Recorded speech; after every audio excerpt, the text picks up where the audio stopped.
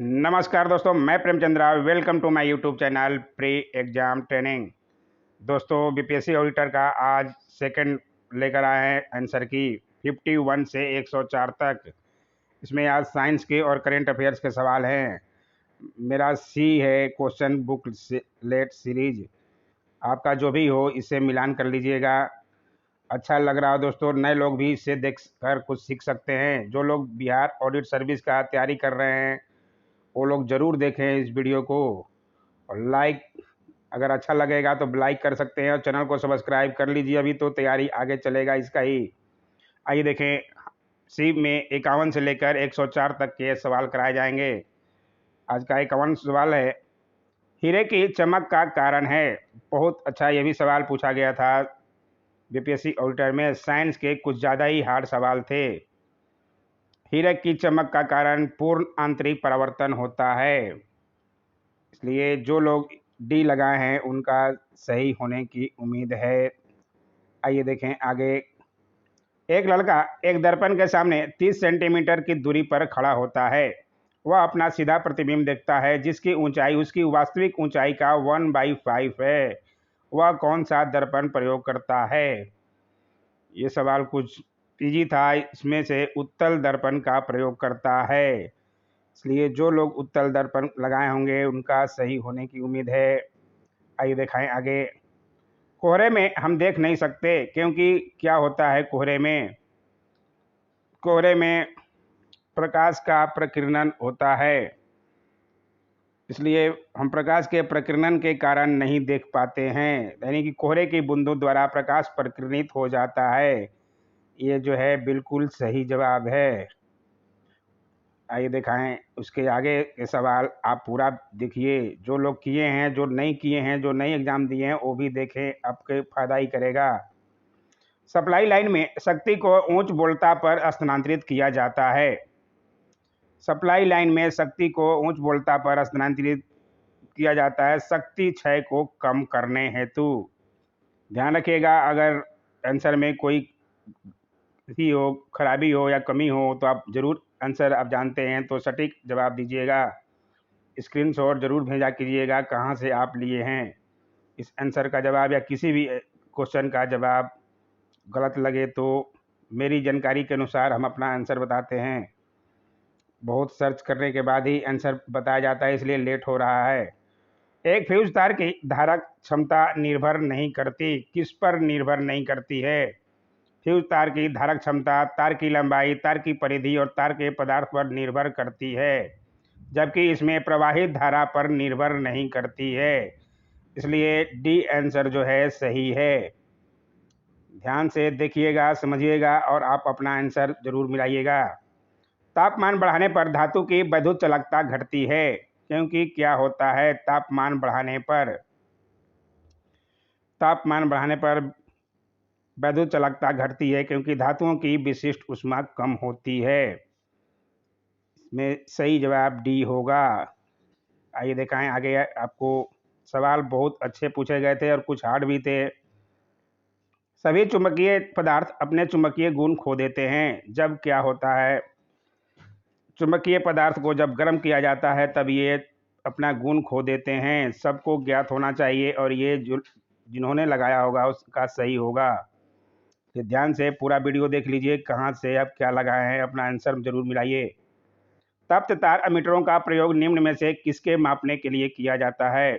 केवल डीसी, केवल एसी, न तो एसी और न ही डीसी, या एसी और डीसी दोनों? तप्त तार एमीटरों का प्रयोग एसी और डीसी दोनों को मापने के लिए किया जाता है। जिन्होंने डी लगाया है उनका बिल्कुल सही होगा। ध्यान से समझिएगा और पूरा वीडियो देखते चलिएगा। फोटोन है। फोटोन क्या है? पदार्थ ऊर्जा का एक कांटा, पदार्थ का एक कांटा, एक धनावेशित कण, पदार्थ की तीव्रता मापने का एक यंत्र। फोटोन जो होता है प्रकाश ऊर्जा का एक कांटा होता है। जरूर ध्यान रखिएगा। आइए देखें आगे। 59 तक हो गया, उसके आगे के सवाल। रेडियो सक्रियता दर्शाने वाला हल्का तत्व है। हल्का तत्व कौन सा है रेडियो सक्रियता दर्शाने वाला? इसमें ट्राइटियम जो है रेडियो सक्रियता दर्शाने वाला हल्का तत्व है, इसलिए ध्यान रखिएगा जो लोग सी लगाए हैं। आइए देखें आगे। भारत में पाया जाने वाला टाइटेनियम युक्त खनिज है। टाइटेनियम युक्त खनिज जो भारत में पाया जाता है इसमें से कौन है?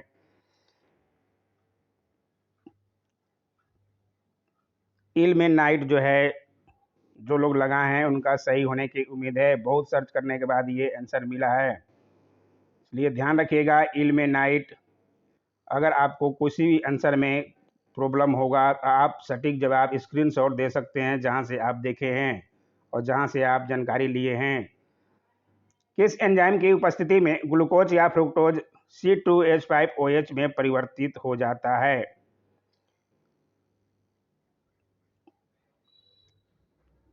इसमें जाइमेज जो है आपका सही जवाब होगा, इसलिए ध्यान रखिएगा जो लोग लगाए हैं।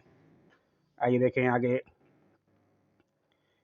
जिलेटिन का बहुधा उपयोग आइसक्रीम बनाने में क्यों किया जाता है? ये भी सवाल बहुत अच्छा था और इसका सही जवाब है कोलाइडों को अस्थायी करने में तथा क्रिस्टल बनने से रोकने में। जो लोग बी लगाए हैं उनका सही है हो सकता है, इसलिए ध्यान रखिएगा। ये देखें अगला सवाल क्या पूछा गया था। निम्न में से कौन सा एक कोलाइड नहीं है? दूध, रक्त, घी और मक्खन में से कोलाइड कौन सा नहीं है? दूध, रक्त और मक्खन जो है कोलाइड होते हैं, जबकि घी जो है कोलाइड नहीं है। इसलिए जो लोग नहीं जानते हैं, अगर नए हैं तो वो लोग नोट करते हुए चलेंगे, उनके फ़ायदा करेगा। और जो लोग दिए हैं एग्ज़ाम वो लोग अपना आंसर ज़रूर मिलाएं। दो रंगहीन गैसों को मिश्रित करने पर गहरे भूरे रंग की गैस बनती है। ये गैसें कौन कौन सी होती है? गहरे भूरे रंग की गैस बनती है उसको NO2 कहा जाता है, नाइट्रोजन डाइऑक्साइड। और ये किससे मिलने से बनता है? NO एवं O2 के मिश्रित करने पर, इसलिए ध्यान रखिएगा जो लोग सी लगाए हैं। आइए देखें आगे। 65 तक हो गया, उसके आगे के सवाल साइंस के कुछ थोड़ा ज़्यादा हार्ड थे लेकिन अच्छे सवाल थे। निम्न में से किसका क्वथनांक सबसे अधिक होता है? यहाँ पे दिए गए में से पानी का क्वथनांक सबसे ज़्यादा होता है, इसलिए H2O जो है आपका आंसर जाएगा। आइए देखें आगे। कीटाणुनाशक गैमेक्सिन निम्न में से किस पर आधारित है? कीटाणुनाशक गैमेक्सिन जो है का रासायनिक नाम बेंजीन हेक्साक्लोराइड होता है, इसलिए इसमें आंसर जो है बेंजीन हेक्साक्लोराइड हो जाएगा। इसलिए ध्यान रखिएगा ये उसका रासायनिक नाम है गैमेक्सिन का। आइए देखें आगे। कौन सा यौगिक विंटर ग्रीन तेल कहलाता है? इसमें दिए गए में से कौन सा यौगिक विंटर ग्रीन तेल जो है मेथिल सैलिसिलेट कहलाता है? इसमें ध्यान रखिएगा डी ऑप्शन जो है आपका सही हो सकता है, बिल्कुल सही है। आइए देखें आगे। 68 के आगे। यूरिया की पहचान की जा सकती है। यूरिया की पहचान करने के लिए किसान लोग तो ऐसे ही गर्म कर कर देख लेते हैं, अगर पिघल गया तो पूरा यूरिया सही है, लेकिन इस किस रूप में किया जाता है? यूरिया की पहचान बाईयूरेट परीक्षण द्वारा किया जाता है, इसलिए ध्यान रखिएगा जो लोग ए लगाए हैं। आइए देखें आगे। आजकल सर्वाधिक प्रचलित एवं सुरक्षित शक्कर का विकल्प है। सर्वाधिक प्रचलित एवं सुरक्षित शक्कर का विकल्प कौन सा होता है? एस्पार्टेम। ध्यान रखिएगा एस्पार्टेम शक्कर जो है इसमें बी ऑप्शन सही है। मेरे हिसाब से अगर आपको कोई लग रहा है तो ज़रूर स्क्रीनशॉट के साथ भेजिएगा। एस्पार्टेम शक्कर का विकल्प है जो कि मधुमेह रोगियों, डायबिटीज यानी कि डायबिटीज रोगियों को शक्कर के विकल्प के रूप में प्रयोग किया जाता है। सब लोगों के देखे होंगे। आइए देखें आगे। थैलेसीमिया एक आनुवांशिक रोग है जो कि प्रभावित करता है, किसको प्रभावित करता है? रक्त को, फेफड़ों को, हृदय को या वृक्क को? थैलेसीमिया रोग जो है एक पीढ़ी से दूसरी पीढ़ी में होने वाला एक रक्त संबंधी बीमारी है, इसलिए ध्यान रखिएगा। बहुत अच्छा सवाल था ये। ये रक्त से संबंधित था। आइए दिखाएं आगे आपको। एंटामीबा हिस्टोलिटिका की संक्रामक अवस्था होती है। कौन सी संक्रामक अवस्था होती है एंटामीबा हिस्टोलिटिका की? बहुत अच्छा, ये भी सवाल था। सबसे परिपक्व पुट्टी जो है संक्रामक अवस्था होती है, जिसमें मल के साथ खून, लीवर में दर्द होने लगता है, दाएं तरफ लीवर में बहुत जो है बर्दाश्त से बाहर हो जाता है। इसका सही आंसर परिपक्व पुट्टी है। ध्यान रखिएगा, ध्यान से लगाइएगा, आप आंसर मिलाइएगा। निम्न में से कौन सा एक सत्य उभयचर जंतु नहीं है? बहुत इजी सा सवाल था ये, लेकिन बहुत बच्चों को कंफ्यूज कर गया। इसमें एग्जाम हॉल में अलग ही माहौल हो जाता है, आता हुआ क्वेश्चन भी आदमी गलत करके आता है। इसमें कछुआ जो है उभयचर जंतु नहीं है, बाकी सब जो हैं उभयचर जंतु हैं, इसलिए ध्यान रखिएगा। निम्न में से कौन सा एक ऐसा प्राणी है जिसमें रक्त नहीं होता परंतु वह श्वसन करता है? बहुत अच्छा और इजी सवाल था। हाइड्रा जो है जिसमें रक्त नहीं होता परंतु वह श्वसन करता है। जो लोग हाइड्रा लगाए हैं उनका सही हो सकता है। बहुत लोग तिलचट्टा पे भी मारे हैं, तिलचट्टा में सफ़ेद खून होता है। दीमक की आंत में सेलुलोज को पचाने के लिए निम्न में से क्या उपस्थित होता है? दीमक की आंत में सेलुलोज यानी कि दीमक क्या खाता है? लकड़ी और किताबों को भी खा जाते हैं। सेलुलोज को पचाने के लिए उनके पास कोई अवस्था नहीं होती, वो दूसरे जीवों की सहायता लेते हैं, प्रोटोजोआ के सहायता से सेलुलोज को पचाते हैं दीमक, इसलिए ध्यान रखिएगा प्रोटोजोआ जो है आंसर सही है। आइए दिखाएं आगे क्वेश्चन। पक्षी अपने नाइट्रोजन युक्त विकार पदार्थों को किस रूप में उत्सर्जित करते हैं? पक्षी, चिड़िया जो भी है, ये किस रूप में उत्सर्जित करते हैं? ये यूरिक अम्ल कहलाता है। पक्षी, तिलचट्टा हो, सांप हो, छिपकली हो, नाइट्रोजन युक्त अवशिष्ट पदार्थों को उत्सर्जित करते हैं, यूरिक अम्ल कहलाता है। इसलिए जो लोग लगाए हैं यूरिक अम्ल उनका सही हो सकता है बिल्कुल। नारियल के फलों का फैलाव होता है, किस तरह से नारियल के फलों का फैलाव होता है? नारियल के फलों का फैलाव इंडोकार्प होता है। सी ऑप्शन जो है बिल्कुल सही है। बहुत सारे यूट्यूब आंसर की निकाले हैं अलग अलग, लेकिन मैं उनका नहीं मानता, मैं अपने तरह से बनाता हूँ। द्विबीजपत्री पौधों के तने में संवहनी बंडल समांतर किस रूप में होते हैं? द्विबीजपत्री पौधों के तने में संवहनी, ये क्वेश्चन में थोड़ा सा डाउट था, लेकिन मेरे ख्याल से ये बी जवाब जो है एकाग्र, इसमें सही होना चाहिए। लेकिन अगर आपको इसमें कुछ अलग लगता है जरूर बताइएगा। इस 78 नंबर क्वेश्चन। आइए देखें आगे। क्लोरोसिस उत्पन्न होता है जब पौधों को उगाया जाता है। कहाँ उगाया जाता है तब क्लोरोसिस होता है पौधों को? जब पौधों के मिट्टी में जो है लोहा, मैग्नीशियम और जस्ता की कमी रहती है तब ये क्लोरोसिस पैदा होता है पौधों में। इसलिए ध्यान रखिएगा इसमें लौह रहित माध्यम में, इसलिए डी ऑप्शन जो है सही है। क्लोरोसिस उत्पन्न होता है जब लौह रहित माध्यम में पौधों को उगाया जाता है। निम्न में से कौन सा आनुवांशिक अभियांत्रिक से संबंधित है? बहुत जगह अलग अलग आंसर दिया जा रहा है इसमें। कोई डी बता रहा है, कोई क्या म्यूटेशन कोई बता रहा है, कोई हिटेरोसिस बता रहा है, लेकिन मुझे जहाँ तक खोजा उसमें प्लास्मिड मिला, यानी कि बी आंसर मेरे हिसाब से बहुत सही है। अगर आपको भी कुछ अलग लगता है ज़रूर बताइएगा। बाकी आंसर की अभी आने दीजिए, बीपीएससी का सब अलग ही हो जाएगा, साफ हो जाएगा। लेकिन अभी वर्तमान में ये बताया जा रहा है, आपको अगर गलत लगे ज़रूर बताइएगा। एन एरा ऑफ डार्कनेस पुस्तक के लेखक कौन हैं? एन एरा ऑफ डार्कनेस पुस्तक के लेखक शशि थरूर हैं।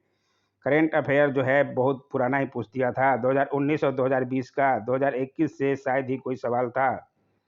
इसलिए जो लोग पिछले साल के पढ़े होंगे उनको फ़ायदा जरूर मिला होगा। ललित कला अकादमी के अध्यक्ष कौन हैं?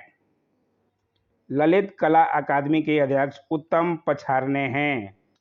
इसलिए ध्यान रखिएगा जो लोग डी लगाए हैं। किस स्टेडियम में फरवरी 2020 में नमस्ते ट्रंप कार्यक्रम का आयोजन किया गया था? बहुत बार ये क्वेश्चन मेरे सेट में भी आया है और इसका नाम भी बदलकर नरेंद्र मोदी के नाम पर रखा गया है। तो ये क्वेश्चन तो बहुत बार बताया गया है हमारे वीडियो में भी। मोटेरा स्टेडियम में हुआ था, ये सबको ज्ञात होना चाहिए। ये सवाल शायद ही किसी को गलत होगा क्योंकि बहुत बार मेरे वीडियो पे भी बताया गया है। भारत के किस शहर में कॉप 14 का आयोजन हुआ था? ये सवाल भी बताया गया था। कॉप 14 का आयोजन ग्रेटर नोएडा में हुआ था। बहुत अच्छा ये भी सवाल था, ये सवाल भी कराया हुआ था। आइए दिखाएं, करंट अफेयर थोड़े अच्छे थे। Biopic film PM Narendra Modi के निर्देशक कौन हैं? ये भी अच्छा सवाल था, बहुत ही इजी। उमंग कुमार जिन्होंने लगाया है उनका बिल्कुल सही है। आइए देखें आगे, चुनावी बॉन्ड योजना का शुभारंभ कब हुआ? चुनावी बॉन्ड योजना का शुभारंभ जनवरी 2018 में हुआ था, इसलिए ध्यान रखिएगा जो लोग लगाए हैं ए का बिल्कुल सही है। आइए देखें आगे, राष्ट्रीय चिकित्सा आयोग के अध्यक्ष कौन हैं? राष्ट्रीय चिकित्सा आयोग के अध्यक्ष इनमें से एस.सी. शर्मा यानी कि सुरेश चंद्र शर्मा 3 साल के लिए बनाए गए थे, इसलिए इम्पोर्टेंट सवाल था। जो लोग एस.सी. शर्मा किए हैं उनका बिल्कुल सही होगा। सुरेंद्र चंद्र शर्मा, सुरेश चंद्र शर्मा, सुरेंद्र नहीं सुरेश चंद्र शर्मा नाम ध्यान रखिएगा। एस.पी. शर्मा। आइए देखें अगला, डेफ एक्सपो 2020 का विषय क्या है? डेफ एक्सपो मतलब डिफेंस एक्सपो 2020 का विषय, उसकी थीम क्या थी? India the emerging defence manufacturing hub. जो लोग लगाए हैं उनका बिल्कुल सही जाएगा, इसलिए ध्यान रखिएगा। बहुत अच्छा सवाल था ये, ऐसे सवाल पूछे जाने की उम्मीद ज़्यादा रहती है। जो लोग लगाए होंगे उनका सही होगा। आइए देखें आगे, भारत के निर्वाचन आयोग द्वारा कौन पहली ट्रांसजेंडर चुनावी एम्बेसडर नियुक्त की गई? ये सवाल भी बनने की उम्मीद थी, बताया गया है करंट अफेयर्स में गौरी सावंत जो है पहली ट्रांसजेंडर चुनावी एम्बेसडर नियुक्त हुई थी, इसलिए जो लोग लगाए होंगे गौरी सावंत उनका बिल्कुल सही होगा। आइए देखें आगे, क्वेश्चन बहुत अच्छे अच्छे पूछे गए थे। भारतीय विज्ञान कांग्रेस 2020 कहाँ आयोजित हुआ? इस क्वेश्चन को अगर नहीं जानने वाले भी तुक्का पे भी काम चला सकते थे, क्योंकि विज्ञान का पूछ रहा है। विज्ञान जो है बेंगलुरु से संबंधित है ज़्यादा, इसलिए बेंगलुरु जिन्होंने भी लगाया होगा उनका सही होगा। ये 107वां अधिवेशन था भारतीय विज्ञान कांग्रेस का, जो कि बेंगलुरु कर्नाटका में हुआ था 3 से 7 जनवरी 2020 को। इसलिए ध्यान रखिएगा, आंसर जो है लगाए होंगे सही मिलान कीजिएगा। अंतर्राष्ट्रीय मुद्रा कोष के मुख्य अर्थशास्त्री कौन हैं? यह सवाल भी शायद ही किसी से गलत हुआ होगा। अगर 1 साल से आप पढ़ रहे होंगे तो हर जगह वीडियो चाहे यूट्यूब पे कहीं भी देख ले, ये क्वेश्चन तो रहता ही था। अंतर्राष्ट्रीय मुद्रा कोष के मुख्य अर्थशास्त्री बनी थी गीता गोपीनाथ। बहुत बार ये सुने होंगे, इसलिए ये सवाल गलत नहीं होना चाहिए। आइए देखें आगे, कॉप 26 सम्मेलन कहाँ आयोजित होगा? कॉप 26 आयोजन 1 से 12 नवंबर 2021 को होगा। कहाँ पर होगा? यही एक लेटेस्ट नया करंट अफेयर्स का सवाल लग रहा है, जो होगा अभी एग्जाम होने के बाद होगा, यानी कि ये पूछा गया है, इसलिए यही एक है नया करंट अफेयर्स लग रहा है। बाकी सब 2020 और 2019 के हैं। ये ग्लासगो में होगा 1 से 12 नवंबर 2021 को। ग्लासगो स्कॉटलैंड में पड़ता है, इसलिए जो लोग ए लगाए हैं उनका बिल्कुल सही जवाब है। आइए देखें आगे के सवाल, रोबोट सोफिया किस देश की आधिकारिक नागरिक हैं? रोबोट सोफिया को सऊदी अरब का नागरिकता प्रदान किया गया था। बहुत बार ये छाई थी न्यूज़ों में, इसलिए जो लोग देखे होंगे न्यूज़ या सऊदी अरब लगाए होंगे उनका सही होगा। निम्नलिखित में से किस फिल्म को वर्ष 2020 में 92वें एकेडमी अवार्ड ऑस्कर यानी कि सर्वश्रेष्ठ फिल्म घोषित किया गया है? अभी हाल ही में मैंने बताया था 93वें एकेडमी अवार्ड का, ऑस्कर का। 93वें में कौन थे? सबसे अच्छी फिल्म 3 पुरस्कार दिया गया था। मैंने बताया था नोमाडलैंड, आप नोट जरूर कीजिएगा, आगे के एग्जाम में यही पूछे जाने की उम्मीद है। 92वें ऑस्कर अवार्ड में सर्वश्रेष्ठ फिल्म जो है पैरासाइट को दिया गया था। जो लोग लगाएंगे सही हैगा, ए ऑप्शन जो है बिल्कुल सही है। आइए देखें आगे। स्टार खिलाड़ी कोबे ब्रायंट हेलीकॉप्टर दुर्घटना में मारे गए, वे कौन सा खेल खेलते थे? बहुत इजी था, बहुत ये न्यूज में छाए हुए थे। अमेरिका के बास्केटबॉल खिलाड़ी कोबे ब्रायंट का हेलीकॉप्टर दुर्घटना में उनकी बेटी भी 13 साल की बेटी भी साथ में थी, उनका भी हो गया था देहांत। ये बास्केटबॉल खिलाड़ी थे, इसलिए जो लोग लगाए होंगे बास्केटबॉल उनका बिल्कुल सही होगा। 26 जनवरी 2020 की ये घटना थी। आइए देखें आगे के सवाल। पाकिस्तान की पहली हिंदू महिला जज कौन नियुक्त की गई थी? ये सवाल भी बनने की उम्मीद था, लेकिन 2020 के एग्जाम में, लेकिन अभी जाकर ये सवाल बना ही। पाकिस्तान की पहली हिंदू महिला जज सुमन कुमारी नियुक्त की गई थी। जो लोग लगाए होंगे उनका सही होगा। ग्लोबल वैक्सीन समिट 2020 का मेजबान कौन था?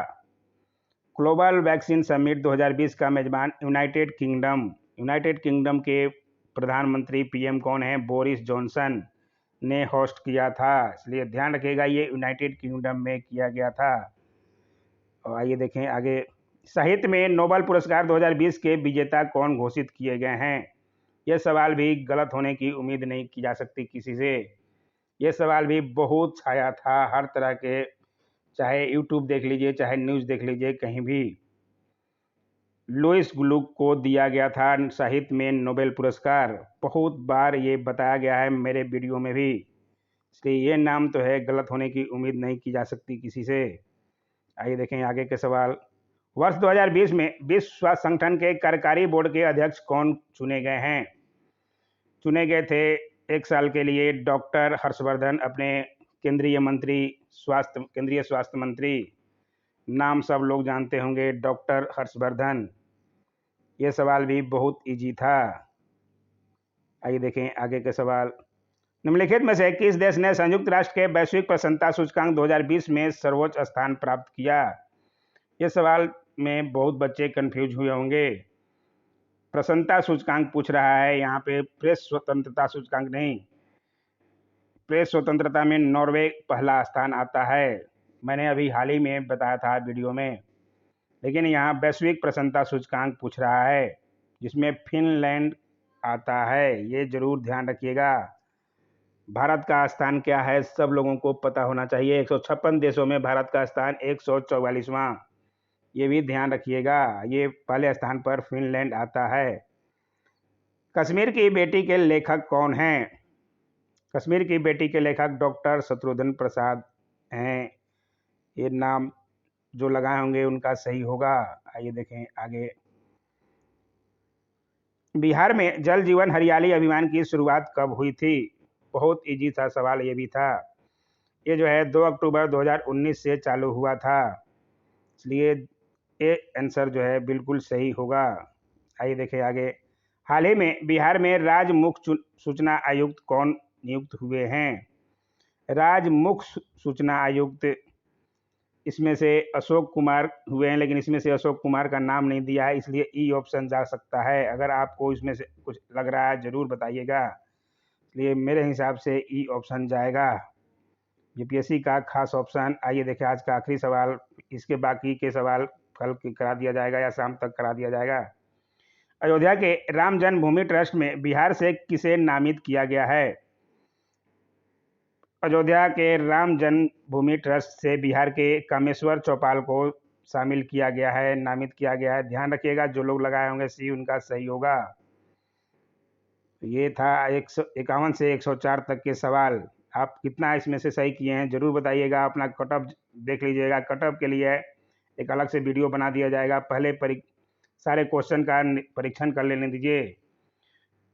Don't forget to like, share, comment and subscribe my YouTube channel. जो लोग नए हैं चैनल को सब्सक्राइब कर सकते हैं। आगे भी सवाल कराया जाएगा। बिहार ऑडिट सर्विस की तैयारी, सीडीपीओ बाकी है, बीपीएससी 67 बाकी है, अभी तो तैयारी कराई जाएगी बीपीएससी की। सब्सक्राइब करते चलिए, फ्री का चैनल है आपके भाई का। Thanks for watching my YouTube channel.